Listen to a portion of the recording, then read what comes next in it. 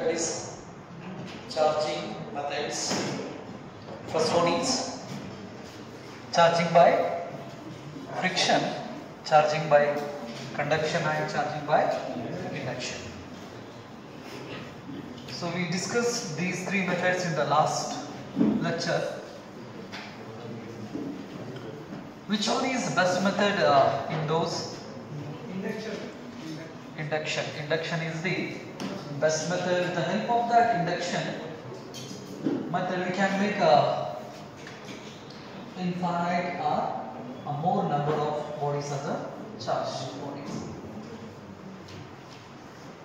So last lecture ದಲ್ಲಿ ನಾವು objects ನ ಚಾರ್ಜ್ ಮಾಡೋ ಮೆಥಡ್ಸ್ ಬಗ್ಗೆ ಡಿಸ್ಕಷನ್ ಮಾಡಿದ್ವಿ. ಮೂರು ರೀತಿ ಮೆಥಡ್ಸ್ ಇದಾವೆ. ಒಂದು ಫ್ರಿಕ್ಷನ್ ದಿಂದ ನಾವು ಏನು ಮಾಡಬಹುದು, ಆಬ್ಜೆಕ್ಟ್ಸ್ ನ ಚಾರ್ಜ್ ಮಾಡಬಹುದು. ಇನ್ನೊಂದು contact, that is a conduction. Conduction method ಇಂದ ಆಬ್ಜೆಕ್ಟ್ಸ್ ನ ನಾವು ಏನು ಮಾಡಬಹುದು, ಚಾರ್ಜ್ ಮಾಡಬಹುದು. ಇನ್ನೊಂದು ಇಂಡಕ್ಷನ್ ಮೆಥಡ್ಸ್ ಇಂದ ನಾವು ಏನು ಮಾಡಬಹುದು, ಆಬ್ಜೆಕ್ಟ್ಸ್ ನ ಚಾರ್ಜ್ ಆಗಿ ಮಾಡಬಹುದು. ರೈಟ್. ಸೊ ಹಾಗಾದ್ರೆ ಆಬ್ಜೆಕ್ಟ್ಸ್ ನಾವು ಚಾರ್ಜ್ ಮಾಡಿವಿ. ಹಾಗಾದ್ರೆ ಆ ಆಬ್ಜೆಕ್ಟ್ ಚಾರ್ಜ್ ಆಗಿದಾವೋ ಇಲ್ಲ ಅಂತ ಹೇಳಿ ಚೆಕ್ ಮಾಡಬೇಕು. ಜಾಸ್ತಿ ಚಾರ್ಜ್ ಆಗೈತೋ ಕಡಿಮೆ ಚಾರ್ಜ್ ಆಗೈತೋ ಅನ್ನೋದನ್ನ ತಿಳ್ಕೋಬೇಕು. ಅದರ ಜೊತೆಗೆ ಅದು ಪಾಸಿಟಿವ್ ಚಾರ್ಜ್ ಆಗಿತ್ತು ನೆಗೆಟಿವ್ ಚಾರ್ಜ್ ಆಗಿತ್ತು ಅನ್ನೋದನ್ನ ನಾವೇನ್ ಮಾಡಬೇಕು, ತಿಳ್ಕೋಬೇಕು. So in order to get the answer for those questions we should learn a device that is called a gold leaf electroscope. Put this side reading. Gold leaf electroscope. ಇದನ್ನ GLE ಕೂಡ ಅಂತ ನಾವು ಕರಿತೀವಿ, gold leaf electroscope. So gold leaf electroscope, the first step is introduction.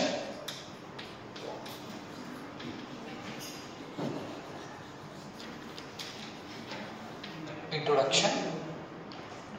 Gold leaf electroscope is a device which is used to detect the presence of electric charge and its polarity. So ಹಾಗಾದ್ರೆ gold leaf electroscope ಅನ್ನೋದು first ಅರ್ಥ ಮಾಡ್ಕೊರಿ, ಆನಂತರ notes ಮಾಡ್ಕೊಂತ ಹೋಗ್ರಿ. So ಹಾಗಾದ್ರೆ gold leaf electroscope ಅನ್ನೋದು ಒಂದು ಡಿವೈಸ್. ಆ ಡಿವೈಸ್ ಏನ್ ಮಾಡ್ತೈತೆ ಅಂದ್ರೆ ಆಬ್ಜೆಕ್ಟ್ ಚಾರ್ಜ್ಡ್ ಆಗೈತೆ ಅಲ್ಲ ಅನ್ನೋದನ್ನ ಡಿಟೆಕ್ಟ್ ಮಾಡೋದ್ರ ಜೊತೆಗೆ ಆಬ್ಜೆಕ್ಟ್ ಪಾಸಿಟಿವ್ಲಿ ಚಾರ್ಜ್ಡ್ ಆಗಿತ್ತು ನೆಗೆಟಿವ್ಲಿ ಚಾರ್ಜ್ಡ್ ಆಗಿತ್ತು ಅನ್ನೋದನ್ನು ಕೂಡ ನಮಗೆ ತಿಳಿಸ್ಕೊಡೋ ಕೆಲಸ ಮಾಡ್ತಿತ್ತು. ಯಾವ device?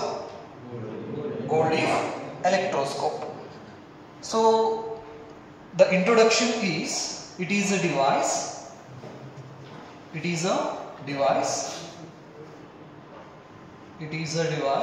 is used to,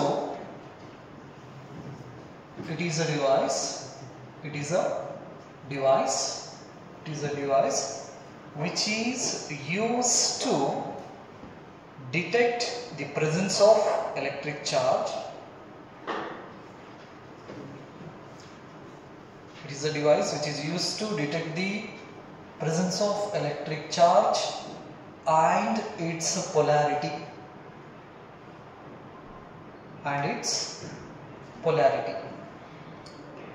So we have a two polarity. One is the positive polarity and another one is negative polarity. So ಹಾಗಾದ್ರೆ ಗೋಲ್ಡ್ ಲೀಫ್ ಎಲೆಕ್ಟ್ರೋಸ್ಕೋಪ್ ಅನ್ನೋದು ಆಬ್ಜೆಕ್ಟ್ ಚಾರ್ಜ್ಡ್ ಆಗೈತೆ ಇಲ್ಲೋ, ಅದು ಪಾಸಿಟಿವ್ ಆಗೈತೋ ನೆಗೆಟಿವ್ ಆಗೈತೋ ಅನ್ನೋದನ್ನ ಫೈಂಡ್ ಮಾಡಕ್ಕೆ ನಮಗೆ ಹೆಲ್ಪ್ ಮಾಡ್ತೈತಿ. Right. Next, principle. On what principle this device work?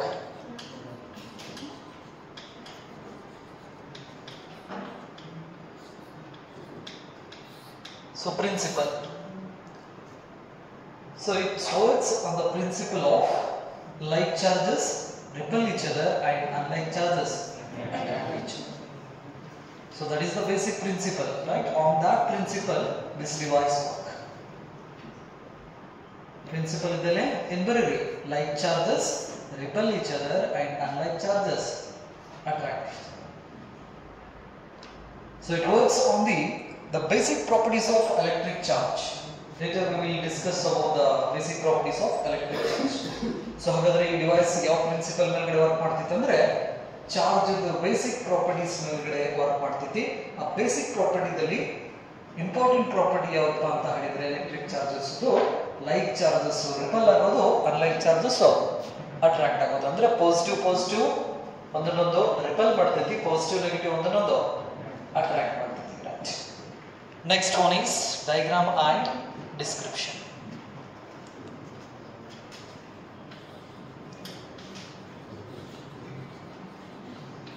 Diagram and description.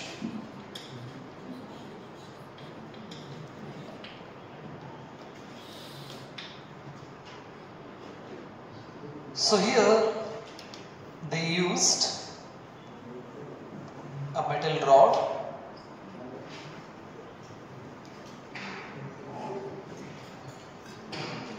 the upper end of the metal rod is connected to a metal sphere.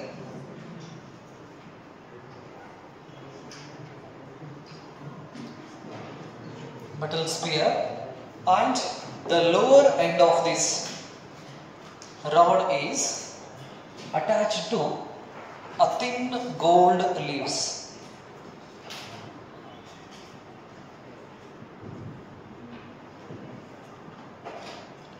Thin gold leaves. So this is fitted in a glass beaker.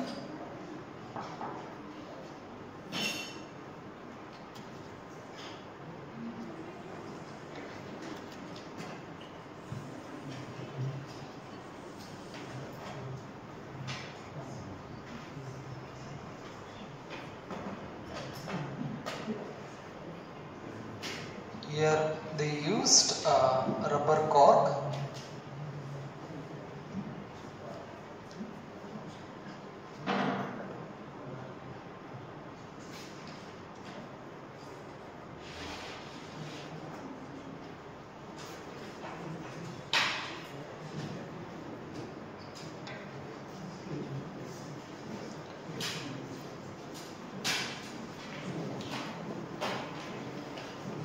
Metal rod,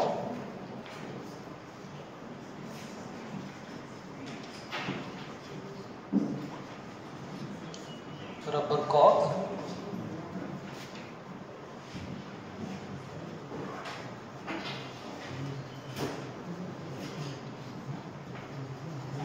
metal sphere, and these two are L1 and L2. L1 and L2 are gold leaves. Gold leaves. So these gold leaves are having a very low mass per unit area. So these gold leaves are having very low mass per unit area. Means these gold leaves are very thin.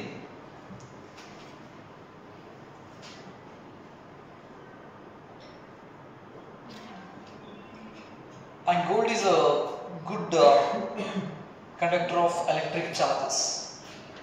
For a small electrostatic force, it can respond. ಸ್ವಲ್ಪ electrostatic force ಇದ್ರೂ ಕೂಡ gold leaves ಏನಿರ್ತದೆ respond ಮಾಡ್ತೀವಿ. ಎಷ್ಟು ತಳಗತ್ತಲ್ಲ ಅಷ್ಟು ತಳಗ ಏನಪ್ಪ ಅಂತ ಹೇಳಿದ್ರೆ ನಾವು ಈ ಗೋಲ್ಡ್ ಲೀವ್ಸ್ ಅನ್ನ ಮಾಡ್ಬೋದು, ಮ್ಯಾಕ್ಸಿಮಮ್ ಥಿಂಗ್ ಮಾಡ್ಬೋದು. ರೈಟ್. ಪೇಪರ್ ಇದೇನಿದು ಗೋಲ್ಡ್ ಲೀಫ್ ಎಲೆಕ್ಟ್ರೋಸ್ಕೋಪ್ ಇದೆ ಈ ತರ. So we have a knowledge about glass rod and silk cloth. When we rub a glass rod with a silk cloth, glass rod becomes positively charged body and silk cloth becomes negatively charged body. So ನಮಗೆ ಗುರುತಕ್ಕೆ ನಾವು ಮಾಡಿ ಇಟ್ಕೊಂಡಿವಿ ಹೌದಾ. Glass rod ಅನ್ನ ನಾವು silk cloth ಜೊತೆ rub ಮಾಡಿದ್ರೆ glass rod positively charge body ಅಂತ ತಗೋತೀವಿ, ಸಿಲ್ಕ್ ಕ್ಲಾತ್ ಅನ್ನ ನೆಗೆಟಿವ್ಲಿ ಚಾರ್ಜ್ ಬಾಡಿ ಅಂತ ನಾವು ಕನ್ಸಿಡರ್ ಮಾಡ್ಕೋತೀವಿ. Right. So initially this gold leaf electroscope is in collapse state. It means what? ಇಲ್ಲಿ ನಾನು ತೋರಿಸಬೇಕಾದ್ರೆ L1 ಮತ್ತು L2 ಏನಿದಾವಲ್ಲ ಈ ಗೋಲ್ಡ್ ಲೀವ್ಸ್ ಎರಡು ಸ್ವಲ್ಪ ಹಿಂಗೆ ಡೈವರ್ಜ್ ಮಾಡಿ ತೋರಿಸಿ ನಾನು. ಬಟ್ ಇನಿಷಿಯಲಿ ಈ ಗೋಲ್ಡ್ ಲೀವ್ಸ್ ಹೆಂಗಿರ್ತಾವ ಅಂತ ಹೇಳಿದ್ರೆ ಈ ರೀತಿ ಕೊಲಾಪ್ಸ್ ಎರಡು ಕೂಡಿರ್ತಾವೆ.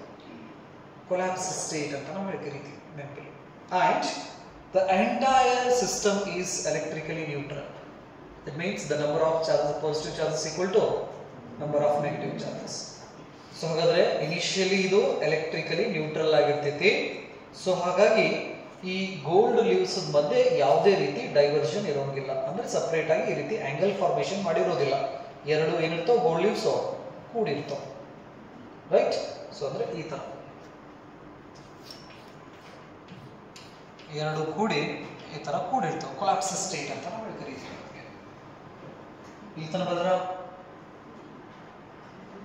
Okay. So I brought a glass rod. So I rub a glass rod with a silk cloth. The glass rod becomes a positively charged body. Remember, right?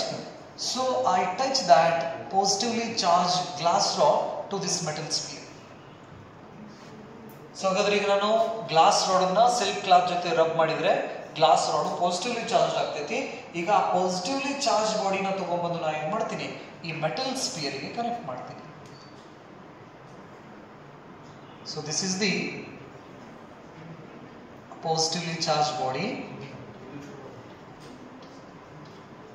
Connected to this metal sphere. What may happen? Initially the gold leaf electroscope, this device is neutral. Hoda? So when we touch a positively charged body to this metal sphere, so the positive charges, see here, this is initially uncharged, means the number of positive charges equal to number of negative charges. In metals, the electrons are the movable particles. ನಾವು metals ಬಂದ್ರೆ ಅಲ್ಲಿ charge ನ carry ಮಾಡೋರು free electrons ಅಂತ ನಾವು ಕರಿತೀವಿ ನೆನಪಿರಲಿ. So ಹಾಗಾಗಿ these positive charges starts to attract the negative charges from this metal rod and metal sphere and these gold leaves. So ಹಾಗಾದ್ರೆ ಇಲ್ಲಿರ್ತಕ್ಕಂತಹ ಒಂದು ನೆಗೆಟಿವ್ ಚಾರ್ಜ್ ನ ಇದು ಅಟ್ರಾಕ್ಟ್ ಮಾಡ್ಕೊಂತಂದ್ರೆ ಇಲ್ಲಿರೋ ನೆಗೆಟಿವ್ ಚಾರ್ಜಸ್ ಈ ರಾಡ್ ದಲ್ಲಿ ಇರ್ತಕ್ಕಂತಹ ಪಾಸಿಟಿವ್ ಚಾರ್ಜಸ್ ಜೊತೆಗೆ ಸೇರಿ ನ್ಯೂಟ್ರಲ್ ಆಗಿರ್ತದೆ. ನಮಗೆ ಏನ್ ಅನಿಸ್ತತಿ, ಪಾಸಿಟಿವ್ ಚಾರ್ಜ್ ಇಲ್ಲಿದ್ದ ಇಲ್ಲಿಗೆ ಬಂದವ್ರ ಗತಿ ಅನಿಸ್ತತಿ ನೆನಪಲ್ಲಿ. ಬಟ್ ಅಲ್ಲಿ ಆಕ್ಚುಲಿ ಯಾರು ಮೂವ್ ಆಗಿರ್ತಾರ, ಎಲೆಕ್ಟ್ರಾನ್ ಮೂವ್ ಆಗಿರ್ತಾವ ನೆನಪಲ್ಲಿ. ಬಟ್ ಹೇಳ್ಬೇಕಾದ್ರೆ ಬುಕ್ಕದಲ್ಲಿ ಹೇಳ್ಬೇಕಾದ್ರೆ ಬರೀಬೇಕಾದ್ರೆ ಏನ್ ಹೇಳ್ತಾರ, when we touch a positively charged body, what happens, the positive charge starts to transfer from this glass rod to electroscope. Positive charge transfer ಆಗೈತಿ ಅಂತ ಹೇಳ್ತಾರೆ. But actually there is a flow of electron from these electroscopes to positively charged body and makes that positive charge neutral. Next, ಈ positive charge ಸುಮ್ಮನೆ ಇರ್ತಿತ್ತಾ, next ಇದ್ರ ಸಮೀಪ ಇರತಕ್ಕಂತಹ negative charge ಅನ್ನ ಈ ಪಾಸಿಟಿವ್ ಚಾರ್ಜ್ ಅಟ್ರಾಕ್ಟ್ ಮಾಡಿಕೊಂಡು ಇದು ನ್ಯೂಟ್ರಲ್ ಆಗ್ತೈತಿ. ಸೊ ಹಾಗಾಗಿ ನಮಗೆ ಏನ್ ಅನ್ಸ್ತೈತಿ, ಫಸ್ಟ್ ಈ ಪಾಸಿಟಿವ್ ಚಾರ್ಜ್ ಇಲ್ಲಿತ್ತ ಕಾಂಟ್ಯಾಕ್ಟ್ ಮಾಡಿದ ತಕ್ಷಣ ಇಲ್ಲಿಗೆ ಬಂತ, ನೆಕ್ಸ್ಟ್ ಇಲ್ಲಿಗೆ ಬಂತ ಅಂತ ಅನಿಸ್ತೈತಿ ನಮಗೆ. What it means, the positive charge is moving from here to here, but actually the electron is moving ನೆನಪಿರಲಿ. ನೀವು ಹಂಗೆ ಬರೋದು ನಡೀತೈತಿ, ಹಿಂಗೆ ಬರೋದು ನಡೀತೈತಿ, ಬಟ್ ರಿಯಾಲಿಟಿ ಗೊತ್ತಿರ್ಬೇಕು ನಿಮಗೆ. ನಾವು ಟಚ್ ಮಾಡಿದ್ರೆ ಏನಾಗ್ತೈತಿ, ಪಾಸಿಟಿವ್ ಚಾರ್ಜು ಟ್ರಾನ್ಸ್ಫರ್ ಆಗೋದಿಲ್ಲ, ನೆಗೆಟಿವ್ ಚಾರ್ಜ್ ಏನಾಗ್ತಿರ್ತಾವ ಟ್ರಾನ್ಸ್ಫರ್ ಆಗಿರ್ತೈತಿ. ಸೊ ಹಾಗಾದ್ರೆ ಈ ಪಾಸಿಟಿವ್ ಚಾರ್ಜು ಈ ಗೋಲ್ಡ್ ಲೀವ್ ಮೇಲ್ಗಡೆ ಇರ್ತಕ್ಕಂತಹ ಎಲೆಕ್ಟ್ರಾನ್ ಅನ್ನ ಏನ್ ಮಾಡ್ತೈತಿ, ಇದು ಅಟ್ರಾಕ್ಟ್ ಮಾಡಿಕೊಂಡು ಇದು ನ್ಯೂಟ್ರಲ್ ಆಗ್ತೈತಿ. ನಮಗೆ ಏನ್ ಅನಿಸ್ತೈತಿ, ಈಗ ಪಾಸಿಟಿವ್ ಚಾರ್ಜ್ ನ ನಾವು ಈ ಚಾರ್ಜ್ ಬಾಡಿನ ಟಚ್ ಮಾಡಿದ ತಕ್ಷಣನೇ ಈ ಪಾಸಿಟಿವ್ ಚಾರ್ಜ್ ಇದ್ರ ಮುಖಾಂತರ ಅದು ಗೋಲ್ಡ್ ಲೀವ್ಸ್ ಬಂತು ಅಂತ ಅನಿಸ್ತೈತಿ. ಸೊ ಅದನ್ನ ನಾವು ಹೇಳ್ತೀವಿ, when we touch this positively charged body, what happens, the positive charge starts to transfer from a charged body to on the gold leaves. ಇದು ಒಂದು ಚಾರ್ಜ್ ಕಥೆ ಇದು. So in a conduction method we studied, when we touch a charged body to uncharged body, what happens, there is a flow of electric charges from a charged body to uncharged body until their potential becomes equal. ಈ conduction method ಒಳಗಡೆ ನಾವು ಏನ್ ಮಾಡಿವಿ, study ಮಾಡವಿ. ಒಂದು charge ಬಾಡಿನ ನಾವು ಅನ್ಚಾರ್ಜ್ ಬಾಡಿಗೆ touch ಮಾಡಿದ ತಕ್ಷಣನೇ ಆ ಚಾರ್ಜ್ ಬಾಡಿದಲ್ಲಿ ಇರ್ತಕ್ಕಂತಹ ಚಾರ್ಜಸ್ ಅನ್ಚಾರ್ಜ್ ಬಾಡಿಗೆ ಫ್ಲೋ ಆಗಕ್ಕೆ ಸ್ಟಾರ್ಟ್ ಆಗ್ತೈತಿ. ಎಲ್ಲಿ ತನಕ ಫ್ಲೋ ಆಗ್ತೈತಿ ಅಂದ್ರೆ ಅವೆರಡೂ ಆಬ್ಜೆಕ್ಟ್ಸ್ ಮೇಲ್ಗಡೆ ಇರ್ತಕ್ಕಂತಹ ಚಾರ್ಜ್ಗಳ ಸಂಖ್ಯೆ ಏನಾಗಬೇಕು, ಈಕ್ವಲ್ ಆಗುತ್ತಾ ನಾನು ಟ್ರಾನ್ಸ್ಫರ್ ಆಗ್ತೈತಿ. ಅದನ್ನ ನಾವು ಹೆಂಗೆ ಹೇಳ್ತೀವಿ ಅಂದ್ರೆ when we touch a charged body to this uncharged body, the charge flow from a charged body to uncharged body until these two bodies potential become equal. ಎರಡರದು ಪೊಟೆನ್ಷಿಯಲ್ ಈಕ್ವಲ್ ಆಗುತ್ತಾ ನಾನು ಚಾರ್ಜಸ್ ಟ್ರಾನ್ಸ್ಫರ್ ಆಗ್ತೈತಿ ನೆನಪಿರಲಿ. So ಹಾಗಾದ್ರೆ once they have a equal potential, then there is no flow of electric charges from charged body to this uncharged. So ಹಾಗಾದ್ರೆ charges flow ಆಗಕ್ಕೆ start ಆದಪ್ಪ ಅಂತ ಹೇಳಿದ್ರೆ ಇಲ್ಲಿ ಆಲ್ರೆಡಿ ಒಂದು ಪಾಸಿಟಿವ್ ಚಾರ್ಜ್ ಇಲ್ಲಿ ಬಂದು ಕುಂತೈತಿ, ಇದರ ಅಪೋಸಿಟ್ ಇನ್ನೊಂದು ಚಾರ್ಜ್ ಬಂದು ಕುಂತಪ್ಪ ಅಂತ ಹೇಳಿದ್ರೆ the positive repel each other. Initially these gold leaves are in collapse state. Once the charges accumulate on these two gold leaves, so these gold leaves starts to diverge like this due to repulsive force. ಇದ್ರ ಮೇಲ್ಗಡೆ positive ಬಂತು, ಇದ್ರ ಮೇಲ್ಗಡೆ positive ಬಂತು, positive repels ಆಗೋದ್ರಿಂದ ಅವೆರಡು gold leaves ಮಧ್ಯೆ ಈ ತರ ಗ್ಯಾಪ್ ಬರಕ್ಕೆ ಸ್ಟಾರ್ಟ್ ಆಗುತ್ತೆ. So we can measure the angle between these two gold leaves. ಇವುಗಳ ಮಧ್ಯೆ ಇರತಕ್ಕಂಥ ಆಂಗಲ್ ಅನ್ನ ನಾವೇನ್ ಮಾಡ್ಬೋದು, ಮೆಷರ್ ಮಾಡ್ಬೋದಾ? ಸೊ ಹಾಗಾದ್ರೆ if theta is small then the charges on these gold leaves are less. Theta ಕಡಿಮೆ ಬಂತಪ್ಪ ಅಂತ ಹೇಳಿದ್ರೆ ಇದರ ಅರ್ಥ ಏನು, ಇವೆರಡು ಗೋಲ್ಡ್ ಲೀವ್ಸ್ ಮೇಲ್ಗಡೆ ಕಡಿಮೆ ಚಾರ್ಜ್ ಬಂದು ಕುಂತಾವು ಅಂತ ಅರ್ಥ. ಆ ಕಡಿಮೆ ಚಾರ್ಜ್ ಎಲ್ಲಿಂದ ಬಂದವು, ಈ ಚಾರ್ಜ್ ಬಾಡಿಯಿಂದ ಬಂದವು. ಸೊ ಹಾಗಾದ್ರೆ ಡೈವರ್ಜೆನ್ಸ್ ಆಯಿತು ಅಂತ ಹೇಳಿದ್ರೆ ನಾವೇನು ಕನ್ಫರ್ಮ್ ಮಾಡ್ಕೋಬಹುದು, ಈ ಆಬ್ಜೆಕ್ಟ್ ಚಾರ್ಜ್ ಆಗೈತಿ ಅಂತ ಕನ್ಫರ್ಮ್ ಮಾಡ್ಕೋಬಹುದು. ಯಾಕಂದ್ರೆ ಇಲ್ಲಿ ಡೈವರ್ಜ್ ಆಗ್ಬೇಕಂದ್ರೆ ಇದ್ರ ಮೇಲೆ ಏನ್ ಬರ್ಬೇಕು, ಚಾರ್ಜ್ ಬರಬೇಕು, ಹೌದಾ? ಸೊ ಹಾಗಾದ್ರೆ ಚಾರ್ಜ್ ಬರ್ಬೇಕಂದ್ರೆ ಈ ಬಾಡಿ ಚಾರ್ಜ್ ಆಗಿದ್ರೆ ಮಾತ್ರ ಚಾರ್ಜ್ ಟ್ರಾನ್ಸ್ಫರ್ ಆಗ್ತೈತಿ. ಇನಿಷಿಯಲಿ ಇದು ಅನ್ಚಾರ್ಜ್ ಇತ್ತು, ನಾ ಇನ್ನೊಂದು ಅನ್ಚಾರ್ಜ್ ಬಾಡಿನ ತಗೊಂಡ್ಬಂದು ಟಚ್ ಮಾಡಿದಂದ್ರೆ ಅವಾಗ ಏನಾದ್ರು ಡೈವರ್ಜ್ ಆಗೋ ಪಾಸಿಬಿಲಿಟಿ ಆಗೋಂಗೂ ಇಲ್ಲ. ಅನ್ಚಾರ್ಜ್ ಬಾಡಿ ತಗೊಂಡ್ಬಂದು ಟಚ್ ಮಾಡಿದ್ರೆ ನೆನಪಿರಲಿ.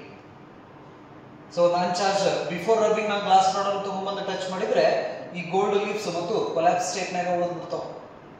ಇದರ ಅರ್ಥ ಏನು, ಗ್ಲಾಸ್ ರಾಡ್ ಚಾರ್ಜ್ ಆಗಿಲ್ಲ ಅಂತ ಅರ್ಥ. ಆ ಗ್ಲಾಸ್ ರಾಡ್ ಅನ್ನು ನಾನು ಸಿಲ್ಕ್ ಕ್ಲಾತ್ ಇಂದ ರಬ್ ಮಾಡಿ ತಗೊಂಡ್ಬಂದು ಟಚ್ ಮಾಡ್ತೀನಿ, ಅವಾಗ ಈ ಗೋಲ್ಡ್ ಲೀವ್ಸ್ ಡೈವರ್ಜ್ ಆಗಕ್ಕೆ ಸ್ಟಾರ್ಟ್ ಆದ ಅಂದ್ರೆ ಏನ್ ಹೇಳ್ತೀರಾ, ಗ್ಲಾಸ್ ರಾಡ್ ಚಾರ್ಜ್ ಆಗೈತೆ ಅಂತ ಕರಿತೀವಿ ನಾವು. ಡೈವರ್ಜೆನ್ಸ್ ಕಡಿಮೆ ಆದ್ರೆ ಗ್ಲಾಸ್ ರಾಡ್ ಕಡಿಮೆ ಚಾರ್ಜ್ ಆಗೈತೆ ಅಂತ ಹೇಳ್ತೀವಿ. ಡೈವರ್ಜೆನ್ಸ್ ಜಾಸ್ತಿ ಆದ್ರೆ ಗ್ಲಾಸ್ ರಾಡ್ ಜಾಸ್ತಿ ಚಾರ್ಜ್ ಆಗೈತಿ ಅಂತ ನಾವು ಕರಿತೀವಿ. So with the help of that divergence we can see whether the body is lightly charged or heavily charged, or whether the body is charged or not.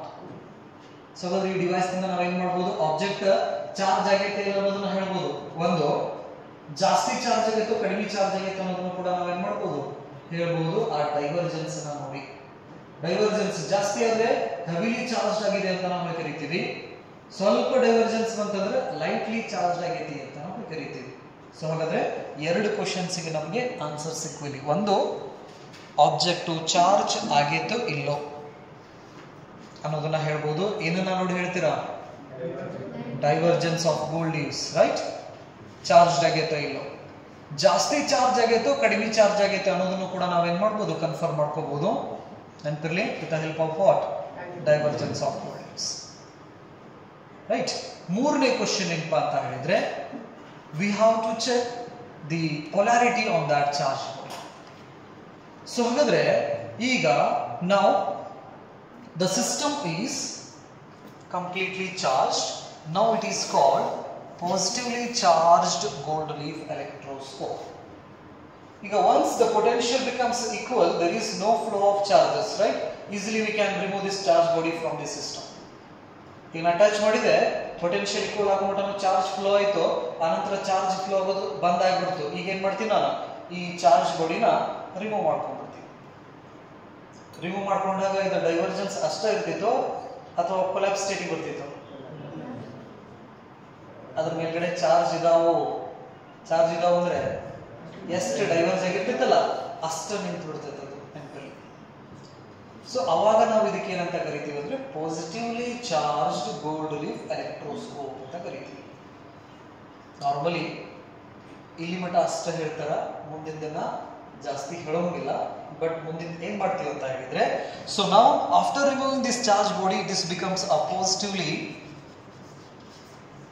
Charged gold leaf electroscope.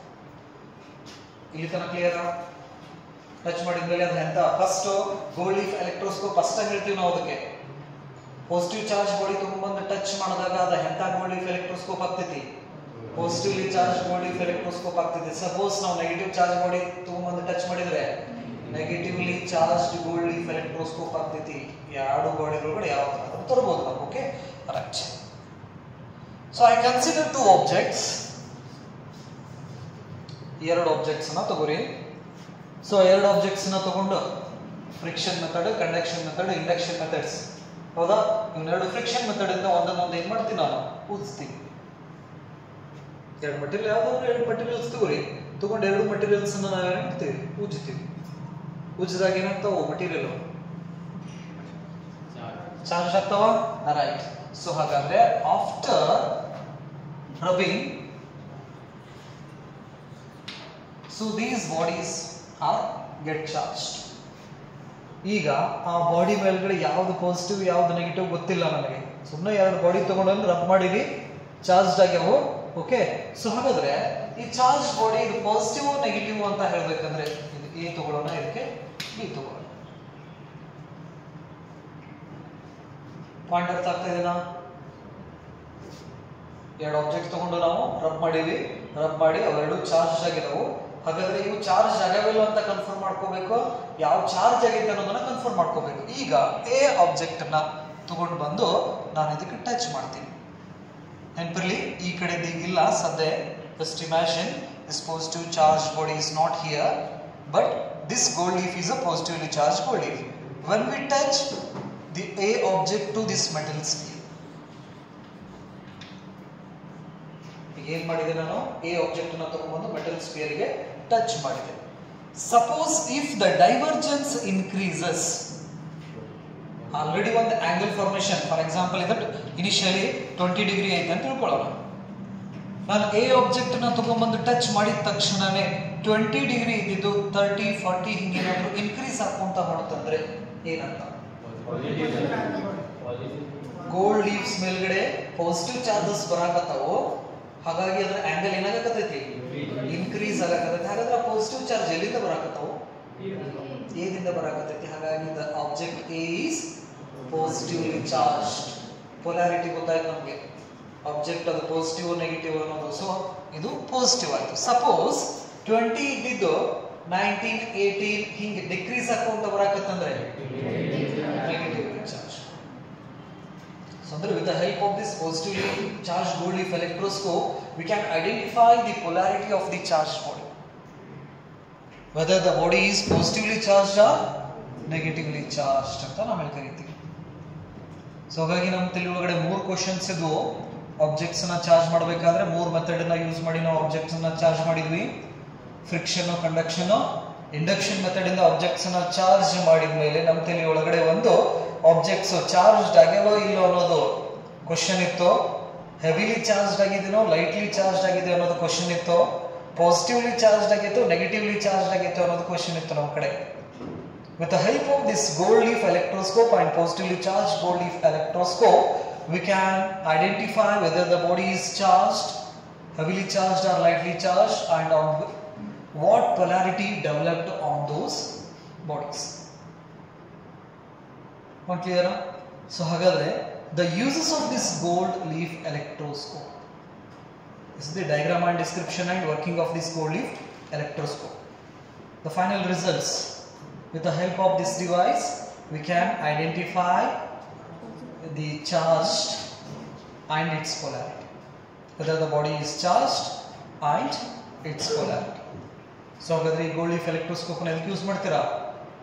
Object charge ಆಗೈತೆ ಇಲ್ಲೋ ಮತ್ತೆ ಯಾವ charge ಆಗೈತಿ ಅನ್ನೋದನ್ನ identify ಮಾಡಕ್ಕೆ ನಾವೇನ್ ಮಾಡ್ತೀವಿ? ಯಾವ ಡಿವೈಸ್ ಯೂಸ್ ಮಾಡ್ತೀರಾ? ಗೋಲ್ಡ್ ಲೀಫ್ ಎಲೆಕ್ಟ್ರೋಸ್ಕೋಪ್ ನ ಯೂಸ್ ಮಾಡ್ತೀವಿ. One clear? ರೈಟ್. ನಿಮಗೇನಾದರೂ ಡೌಟ್ಸ್ ಇದ್ರೆ ಕೇಳಬಹುದು.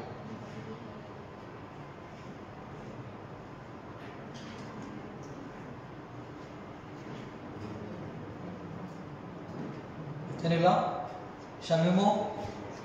Okay right. ಸೊ ಹಾಗಾದ್ರೆ ಇಲ್ಲಿ ತನಕ ನಾವು ಎಲೆಕ್ಟ್ರಿಕ್ ಚಾರ್ಜ್ ಅನ್ಕೊಂತ ಬಂದ್ವಿ. ಹಾಗಾದ್ರೆ what is this electric charge?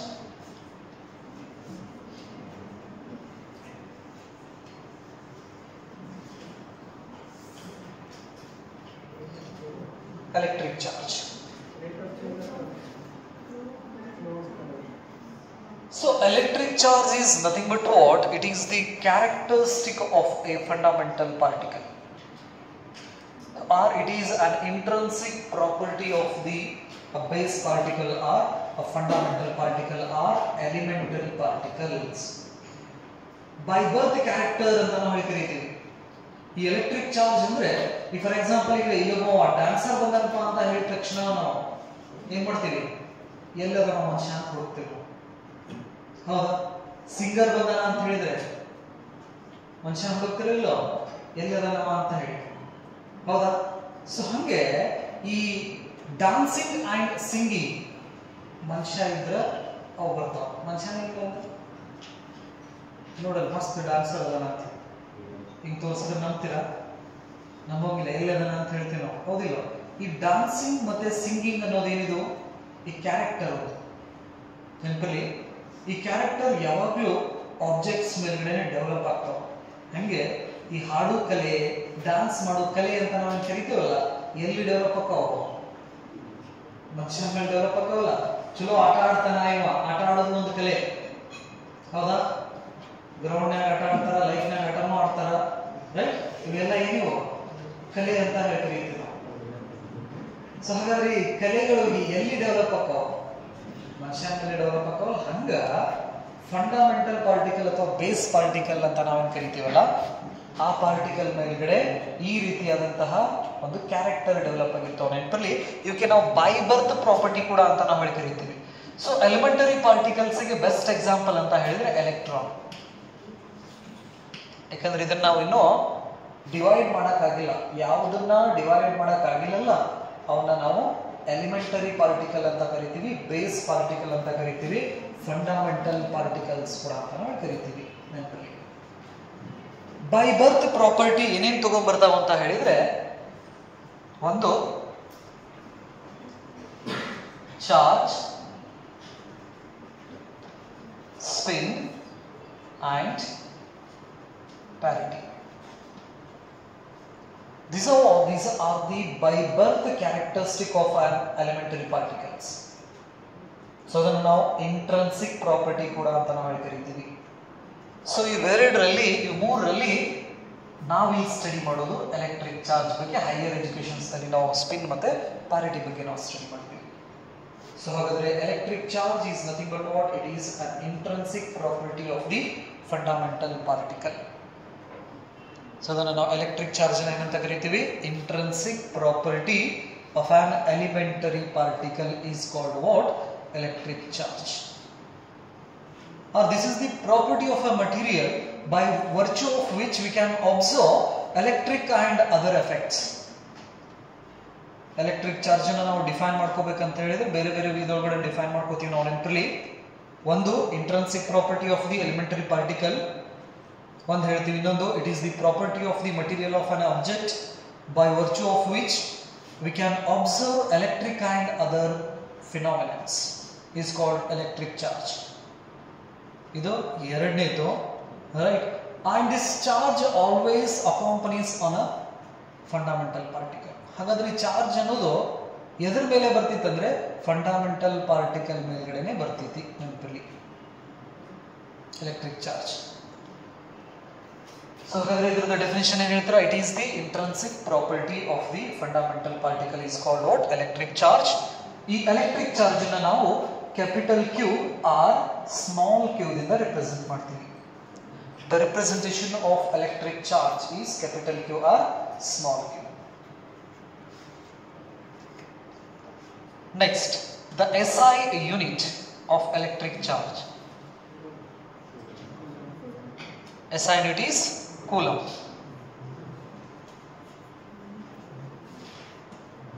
It's a name of a scientist. ಬರೀಬೇಕಾದ್ರೆ ಸ್ಮಾಲ್ ಲೆಟರ್, ಸಿಂಬಲ್ ಅನ್ನ ಬರೀಬೇಕಾದ್ರೆ ಕ್ಯಾಪಿಟಲ್ ಸಿ ನ ಬರೀತೀವಿ ನೆನಪಲ್ಲಿ. SI unit of electric charge is coulomb. So we have different units. This coulomb is a big unit, therefore we use practical units: millicoulomb, microcoulomb, nanocoulomb, picocoulomb. ಈ coulomb ಅನ್ನೋದು ದೊಡ್ಡ unit ಅಂತ ನಾವು ಹೇಳಿ ಕರೀತೀವಿ ನೆನಪಲ್ಲಿ.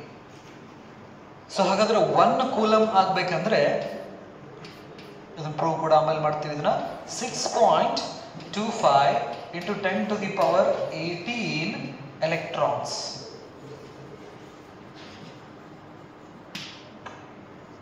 ಎಷ್ಟು ಒಂದು ಆಬ್ಜೆಕ್ಟ್ ದ ಚಾರ್ಜು 1 ಕೂಲಂಬ್ ಆಗ್ಬೇಕಂದ್ರೆ ಎಷ್ಟು ಎಲೆಕ್ಟ್ರಾನ್ ಅನ್ನ ನಾವು ಆಡ್ ಮಾಡಬೇಕು ಆರ್ ಎಷ್ಟು ಎಲೆಕ್ಟ್ರಾನ್ ಅನ್ನ ನಾವು ರಿಮೂವ್ ಮಾಡಬೇಕು ಅಂತ ಹೇಳಿದ್ರೆ ಒಂದು ಆಬ್ಜೆಕ್ಟ್ ಇಂದ 6.25 to 10 to the power 18 electrons.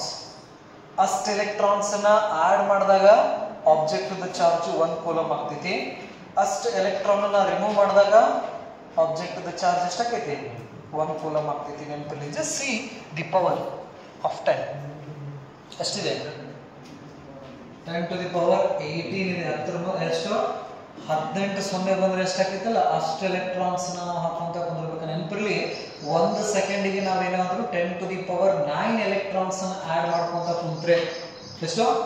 1 ಸೆಕೆಂಡಿಗೆ 10 to the power 9 ಎಲೆಕ್ಟ್ರಾನ್ಸ್ ಅನ್ನ ನಾವೇನಾದ್ರೂ ಆಡ್ ಮಾಡ್ಕೊಂತ ಕುಂತೀವಿ ಅಥವಾ ರಿಮೂವ್ ಮಾಡ್ಕೊಂತ ಕುಂತೀವಿ ಅಂದ್ರೆ 198 ವರ್ಷ ಬೇಕಾಗ್ತತಿ 1 ಕೂಲಂಬ್ ಚಾರ್ಜ್ ಮಾಡ್ಬೇಕಾಗ್ತದೆ. ಎಷ್ಟು? 190. Approximately 200 years we require to make an object as a 1 coulomb of charge if we transfer or remove 10 to the power 9 electron per second. ಊಟ ಮಾಡೋಂಗಿಲ್ಲ, ನಿದ್ದೆ ಮಾಡೋಂಗಿಲ್ಲ, ಏನು ಮಾಡೋಂಗಿಲ್ಲ. 1 ಸೆಕೆಂಡಿಗೆ ಎಷ್ಟು ಆಡ್ ಮಾಡ್ಕೊಂತ ಕುಂದಿರ್ಬೇಕು ಅಥವಾ ರಿಮೂವ್ ಮಾಡ್ಬೇಕಾ? 10 to the power 9 ಎಲೆಕ್ಟ್ರಾನ್ಸ್ ಅನ್ನ ಹಿಂಗೆ ಆಡ್ ಮಾಡ್ಕೊಂತ ಕುಂತು ಅಂದ್ರೆ 200 ವರ್ಷ ಬೇಕಂದ್ರೆ ನಮ್ಮ ಜೀವನ ಹೋಗ್ತೈತಿ, ನಮ್ಮ ಮಕ್ಕಳದು ಹೋಗ್ತೈತಿ, ಮೊಮ್ಮಕ್ಕಳದು ಹೋಗ್ತೈತಿ, ಅವ್ರ ಮೊಮ್ಮಕ್ಕಳದ 4 ತಲೆಮಾರು ಕುಂತ ಅದ ಕೆಲಸ ಮಾಡಿದಾಗ ಅವಾಗ ಅದರದ ಚಾರ್ಜ್ 1 ಕೂಲಂಬ್ ಆಗ್ತೈತಿ. ಹಾಗಾಗಿ coulomb is a big unit ಅಂತ ನಾವು ಕರಿತೀವಿ. That's why we used millicoulomb, microcoulomb, nanocoulomb, picocoulomb.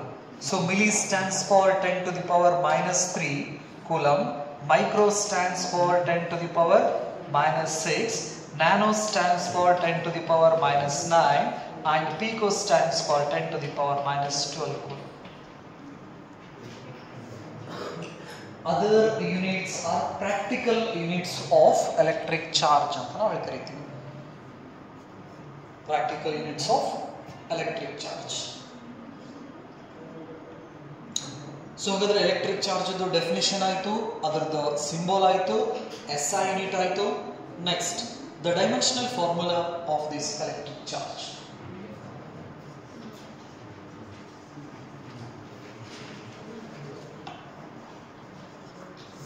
Dimensions. So in order to write the dimensional formula and dimensional equation, I use the expression of electric current. I is equal to Q divided by T. Q is equal to I into T ಅಂತ ಕರೀತೀವಿ. ಇದರ dimensional formula ಬರೀಬೇಕಂದ್ರೆ current the expression ಅನ್ನು use ಮಾಡ್ಕೋತೀವಿ. ಇಲ್ಲಿ I is equal to Q divided by T. Q is equal to I into T. So ಹಾಗಾದ್ರೆ what is the dimensional formula of electric current? Electric current is a base quantity, a to the power 1. What is the dimensional formula of time? T to the power 1. So therefore the dimensional formula of electric charge is a to the power 1 T to the power 1. So this is the dimensional formula. If we equate that quantity, Q is equal to a to the power 1 and t to the power 1. This is the dimensional equation. ನೆನಪಿರಲಿ, competitive ಒಳಗಡೆ ಕೇಳಿದ್ದು ಈ ರೀತಿ complete quantity ಬರೋದು equal ಹಾಕಿ ಫಾರ್ಮುಲಾನ ಬರೆದ್ರೆ ಇದಕ್ಕೆ ನಾವು dimensional equation ಅಂತ ಹೇಳ್ತೀವಿ. ನೆನಪಿರಲಿ, ಈ ಇಕ್ವೇಶನ್ ಈ ಸೈಡ್ ಪಾರ್ಟ್ ಅಂದ್ರೆ ಲೆಫ್ಟ್ ಸೈಡ್ ಪಾರ್ಟ್ ಅನ್ನಷ್ಟೇ ಬರೆದೋದಕ್ಕೆ ನಾವು ಡೈಮೆನ್ಷನಲ್ ಫಾರ್ಮುಲಾ ಅಂತ ಕರಿತೀವಿ. ಕಾಂಪಿಟೇಟಿವ್ ಒಳಗಡೆ ಡೈಮೆನ್ಷನಲ್ ಫಾರ್ಮುಲಾನು ಕೇಳ್ತಾರೆ, ಡೈಮೆನ್ಷನಲ್ ಇಕ್ವೇಶನ್ ಕೇಳ್ತಾರೆ. ನೆನಪಲ್ಲಿ ನಿಮಗೆ ಹೇಳಬೇಕಾದ್ರೆ ಡೈಮೆನ್ಷನಲ್ ಫಾರ್ಮುಲಾ ಅಷ್ಟೇ ಹೇಳಿರ್ತಾರೆ, ಡೈಮೆನ್ಷನ್ ಇಕ್ವೇಶನ್ಸ್ ಬಗ್ಗೆ ಹೇಳೋದು ಕಡಿಮೆ ನೆನಪಿರಲಿ.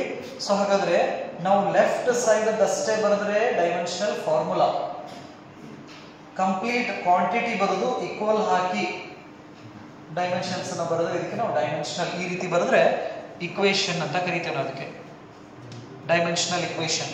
ಜಸ್ಟ್ ಇಷ್ಟ ಬರೆದ್ರ ಇದಕ್ಕ ಫಾರ್ಮುಲಾ ಅಂತ ನಾವು ಕರಿತೀವಿ ನೆನಪಲ್ಲಿ. ಸೊ ಹಾಗಾಗಿ ಕ್ವಶನ್ಸ್ ದಲ್ಲಿ ಅವರು ಫಾರ್ಮುಲಾ ಕೇಳಾರೋ ಇಕ್ವೇಶನ್ ಕೇಳಾರೋ ಅದನ್ನು ಸ್ವಲ್ಪ ಲಕ್ಷ್ಯ ಕೊಟ್ಟು ಹೋಗ್ಲಿ. ಕಾಂಪಿಟೇಟಿವ್ ಒಳಗಡೆ ಫೇಲ್ ಆಗೋದಿಲ್ಲ. ಫಾರ್ಮುಲಾನ ಕಲ್ತಿರ್ತೀವಿ ನಾವು, ಇಕ್ವೇಶನ್ಸ್ ಅದ್ರೊಳಗಡೆ ಕೊಟ್ಟಿರ್ತಾರೆ. q is equal to a to the power 1 t to the power 1 ಕೊಟ್ಟಿರ್ತಾರ, a to the power 1 t to the power 1 ಕೊಟ್ಟಿರ್ತಾರೆ. ಅವರು ಇಕ್ವೇಶನ್ ಕೇಳಿರ್ತಾರೆ. ನಾವೇನ್ ಮಾಡ್ತೀವಿ ಗ್ರೂಪ್ನಾಗ a to the power 1 t to the power n mark ಮಾಡಿ ಬಂದಿರ್ತೀವಿ. ಹಿಂಗ್ ಮಾಡೋರು ಜಾಸ್ತಿ. ಸೊ ಅದಕ್ಕೆ ಕ್ವಶನ್ಸ್ ಏನ್ ಮಾಡಿ ಒಂದ್ಸಲ ಬಿಟ್ಟು ಒಂದೆರಡು ಸರಿ ಕರೆಕ್ಟ್ ಆಗಿ ಓದ್ಕೊಳ್ಳಿ. This is the dimensional formula and dimension equation of electric charge. So this electric current is a scalar quantity and time is also scalar quantity. Therefore, the electric charge is which quantity? It's a scalar quantity. So, electric charge ಅನ್ನೋದು ಯಾವ quantity? Scalar quantity ಅಂತ ನಾವು ಕರೀತೀವಿ. Electric charge is a scalar quantity. It has only magnitude, no direction. So, magnitude is nothing but what? Number plus unit. So ಹಾಗಾದ್ರೆ ಈ electric charge ಅನ್ನೋದು ಯಾವ quantity? Scalar quantity. ಇದರ ಹತ್ರ ಮ್ಯಾಗ್ನಿಟ್ಯೂಡ್ ಇದೆ ಬಟ್ ಡೈರೆಕ್ಷನ್ಸ್ ಇರೋದಿಲ್ಲ. ಪಾಯಿಂಟ್ ಕ್ಲಿಯರ್ ಆದಷ್ಟು? Right. So these are the some basic information about electric charges. ಈ ಎಲೆಕ್ಟ್ರಿಕ್ ಚಾರ್ಜಸ್ ಬಗ್ಗೆ ಬೇಸಿಕ್ ಇನ್ಫಾರ್ಮೇಶನ್ ಇದು. ಎಲೆಕ್ಟ್ರಿಕ್ ಚಾರ್ಜ್ ಅಂದ್ರೆ intrinsic property of the elementary particle. Next it symbol is Q, SI unit is Coulomb, and dimensional formula is A1 T1. Equation is Q is equal to R, charge is equal to A1 T1. Which quantity is this? It's a scalar quantity. Point clear? Right. So we have some other units to measure this electric charges. Electrostatic unit anta karitivi, electromagnetic units anta kuda ನಾವು ಕರೀತೀವಿ. Right? ಬೇರೆ ಬೇರೆ units ಕೂಡ ಇದಾವೆ electric charges. Next the concept is the basic properties of these electric charges. So ಹಾಗಾದ್ರೆ ಈ electric charges basic properties ಏನು? Basic properties, basic properties of electric charge. Basic property of electric charge. Just list out these properties. ಈ properties ಅನ್ನು ಬರ್ಕೋರಿ, first list ಮಾಡ್ಕೋರಿ, ಆನಂತರ explanation ಮಾಡ್ಕೊಂತ ಹೋಗ್ತೀನಿ.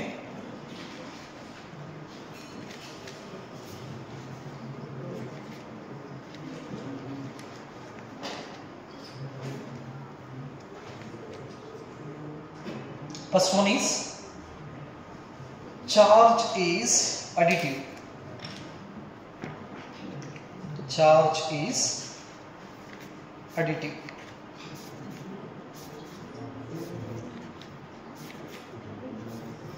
Charge is additive. ROR, additivity of charges. Additivity of charges. Additivity of charges.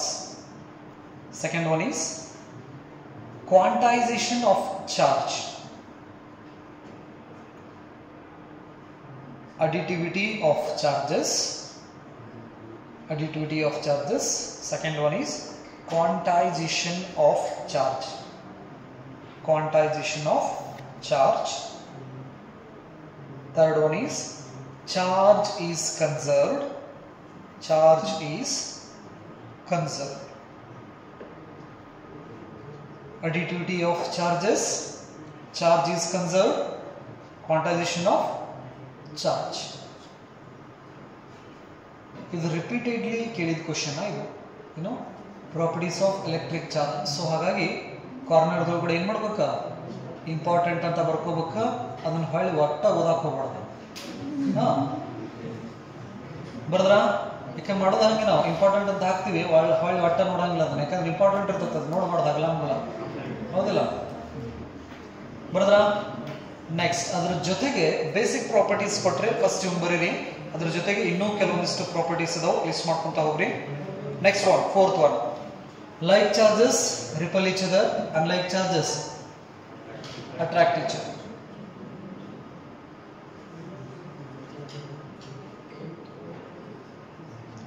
Like charges repel each other, unlike charges attract each other.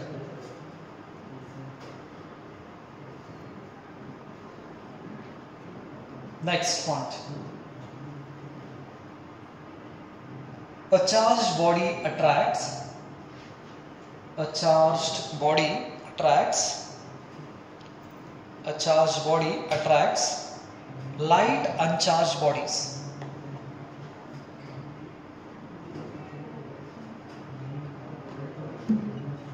A charged body attracts light uncharged bodies.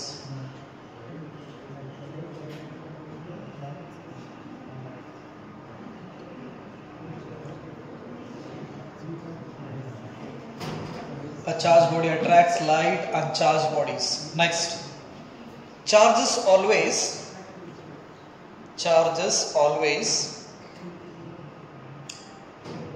reside on the charges always reside on the outer surface of the conductor.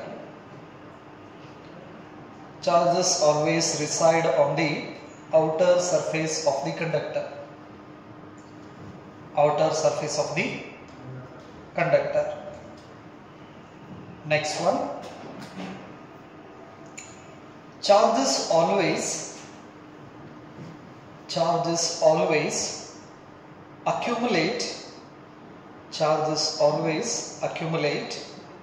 at the sharp edges of the conductor.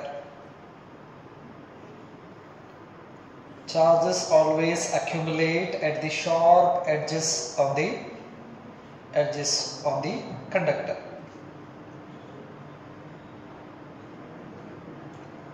Charges always accumulate at the sharp edges on the conductor. Sharp edge.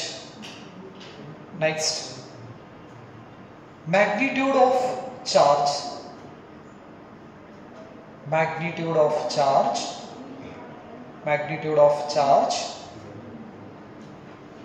does not depend on its motion. Magnitude of charge does not depend on its motion. Next, charges produce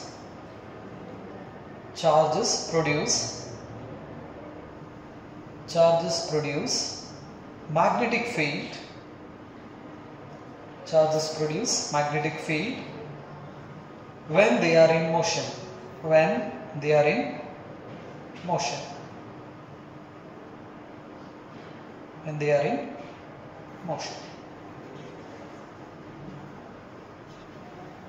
Next one is charge is a scalar quantity. Charge is scalar quantity.